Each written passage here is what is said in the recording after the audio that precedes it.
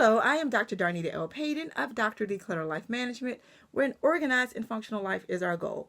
We don't judge, we help. Thank you so much for taking the time to stop by my channel today. I am so grateful that you are here. Before you leave, please do me one favor. Give this video a thumbs up, like, comment, and subscribe. Do me one more favor and share this video with at least 5 people you know. I would greatly appreciate it. In today's video, we are going to talk about 5 simple ways to reduce stress.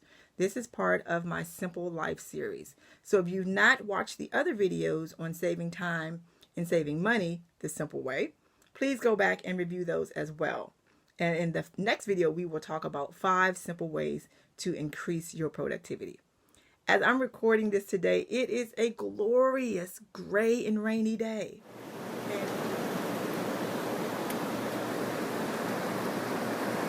And if you've not seen my video on 25 random facts about me, that won't make sense at all. But if you have, it makes perfect sense. So I'll leave that so that you can go view that. It was a fun video to shoot. So you will see why I am walking on sunshine on a day where the sun is not even visible. Beautiful gray, rainy day here today. All right. Stress is simply your body's reaction to any change or any adjustment in your life. And that can be in a positive way or it can be in an adverse way. Generally, when we talk about stress, the first thing that comes to mind are negative stressors. But since I always like to start on a positive note, there are positive stressors in our lives. Imagine the birth of your first baby. Wait, I have to now be responsible for a whole real human being? That's positive? It is. It is. Of course, it can come with some negative stressors too, but the birth of a child is a beautiful thing. And so that's a positive, a thing that your body would react to. And we would actually call that a life stressor, a positive life stressor. Imagine that you buy your first home. Yay, I'm a homeowner. Wait, that's a 30-year mortgage. That means I have to keep my job. I can't quit when my boss gets on my nerves. Oh, but I'm still happy about it. Positive stressor. Or imagine that you get a promotion at work. I have worked really hard for that, you may say. Wait, that means that I can't quit if my boss gets on my nerves. Yeah, unless you are independently wealthy or have another job lined up or you've saved to pay off that 30-year mortgage and take care of that new baby. Yeah, positive, right? Okay, so some negative life stressors may be, the loss of a job. It may be the loss, sadly, of a home, the loss of a dream. Those are stressors. So your body will react to life's stressors in a mental, physical, or emotional way. Again, think headache, think anxiety, sweating, crying, yelling. If you find yourself in a fight or flight situation, which means your body is saying, hey, this is not a good place for us to be. Let's get out of here. That type of thing. So that's what I'm talking about, dealing with the pressures of life. And let me let you know that stress is a part of all of our lives. It is unavoidable, but that doesn't mean that we can't do things to mitigate the level of stress that we have in our lives, okay? Move it out. You knew this one was coming, and I don't mean move out of that new house you just bought. I mean to declutter. Kick the clutter right out of your house. You knew this one was coming. Having extra stuff around you can bring down your mood. It can cause feelings of anxiety and stress. We just talked about that. Ever walk into a room or have someone come into your home and one of the first things you say is, oh, I apologize for the way things look? Is that really what you want the impression of your home to be? So here's what I suggest. I'm going to give you 2 easy steps that you can do today. All of these 5 steps require very little, if any, investment, except for your time and your commitment to do them. 10-minute tidy in the bag a day. 10-minute tidy simply means you set the clock for 10 minutes, make a date with yourself, keep it, and you declutter for about 10 minutes. But I promise you, once you get that built-in feeling of success, you're going to want to go longer than 10 minutes, especially when you're successful and you see, wait, that's what the corner of a desk looks like.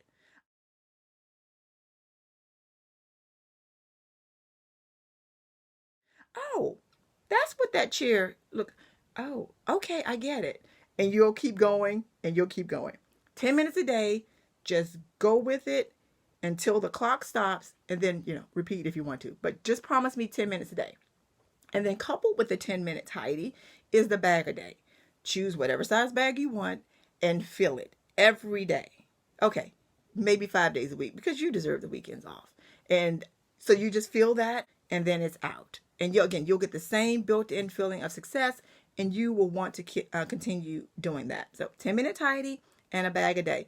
And don't go get a sandwich bag and say, well, she did say a bag of any size, because I did say that. And unless, of course, you're decluttering your desk and you're getting rid of paper clips.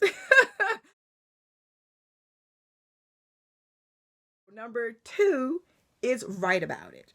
And I'm talking about journaling.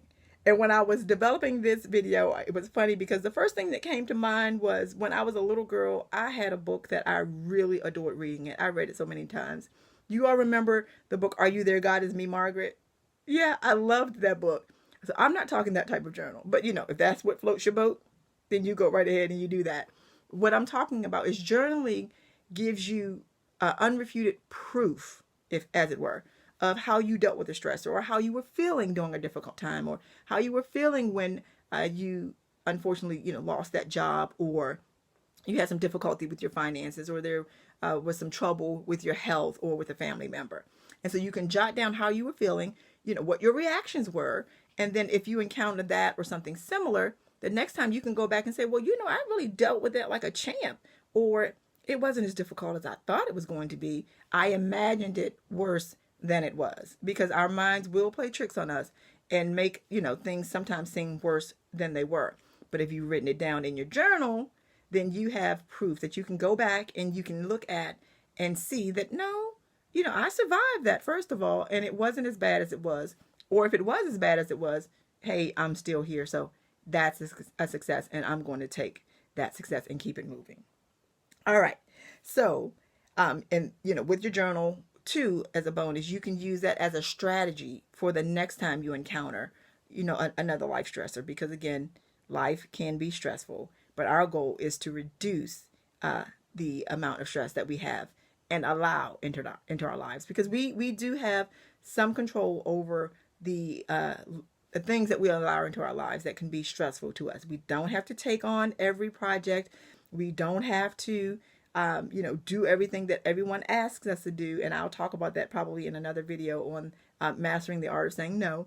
So we do have some control, but your journal will act as a roadmap, as you were, to help you map out some strategies for managing the stress and reducing the stress in your life.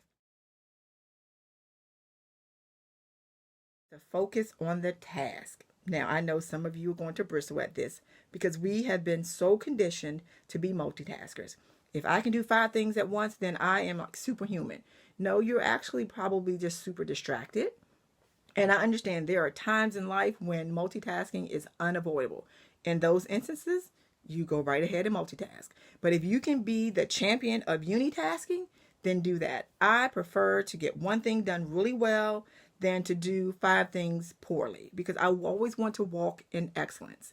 So if you are able, unitask. Focus on the task to make sure that you are getting done what needs to be done and you're doing it wonderfully well. See it through until the end, and then you can reward yourself for your success and that you were able to complete that task and you weren't distracted.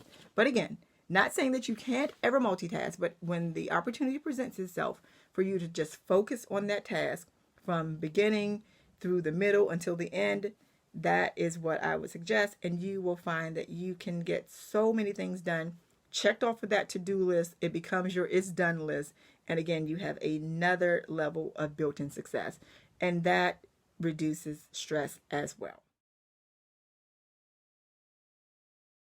Number 4 is to ask for help. Yeah, I know we are, again, conditioned.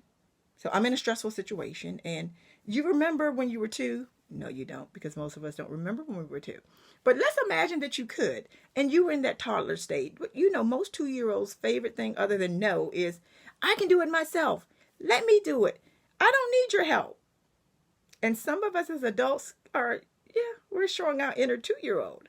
We don't have to. Asking for help is not a sign of weakness. It's actually a sign of strength. So ask for help when you're in a stressful situation. It's not the time to be a superhero. Take off the cape, fold it neatly, put it on your newly decluttered chair until the next time you need to put it on. You don't have to be Superwoman. You don't have to be Wonder Woman. You don't have to be Superman or the Lone Ranger. When you're in a stressful situation, asking for help is beneficial, and it's a great mindset to help you reduce your stress. You don't have to go in it alone. God did not intend for us to go through life alone. And he definitely didn't intend for us to have to deal with stressful situations alone when there is help available. So again, take off the cape, fold it neatly, put it away for the next time. Ask for help. That can be from a professional. It can be from a trusted family member or friend, or, you know, an online resource, your doctor, anything like that. Just make sure that you ask for help. Again, not a sign of weakness. It is a sign of strength. Say thank you. Practice gratitude. I promise you, you will feel so much less stress if you learn to be grateful. I know when I'm going through a difficult time in my life, when I take my focus off of what I'm doing, and I don't mean that I'm not dealing with it. So let's be clear. We're not talking about, denial. I'm not talking about that. I'm talking about when life is rough, difficult, hard. I can say, well, God, at least it's not as bad as it could be. Or I survived that thing. Thank you. Or God, look at, the state of the world, and I'm so grateful that that's not my situation. So practicing gratitude, saying thank you, taking your mind sometimes off of yourself, helping others, praying for others, looking at others' situation is an excellent way to reduce your stress. And it only costs you time. And again, so if you want to couple this one with, in your journal, so you could have a journal where you're writing about the stressful things that you're dealing with. But I would encourage you, even challenge you to make your gratitude journal as robust as the journal where you're talking about your stressors.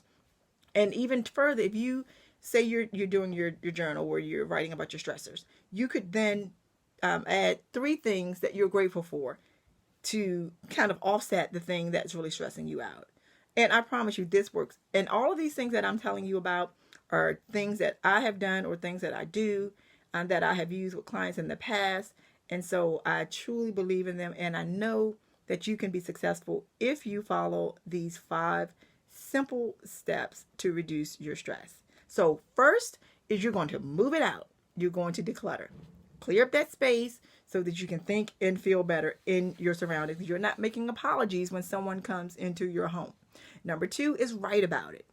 Keep your journal either on your phone or, get a really cute journal if you want to go all out and write your thoughts about the stress that you're dealing with in that journal. Then you're going to focus on the task for number 3. When possible, you're not going to multitask, but you're going to unitask, giving all of your attention to completing that task and then basking in your success. Number 4 is going to be asking for help. Remember, this is not the time to be a superhero. Take the cape off, fold it neatly, put it away until you need it the next time. And then finally, you're going to say thank you and practice gratitude. Find those things in life that are going wonderfully well and just be grateful about them. Write them down. So again, when a life stressor does come, and they will come, you'll have that evidence to say, you know what? I survived this once. It wasn't as bad as I thought it was, or it was as bad as I thought it was, and I'm still here. And for that, I can be grateful. So thank you again so much for taking the time to stop by today. I hope that these 5 simple ways to reduce stress were helpful to you. And if no one has told you today how awesome you are, I want you to know that you are absolutely, positively awesome. Take care. God bless. Bye.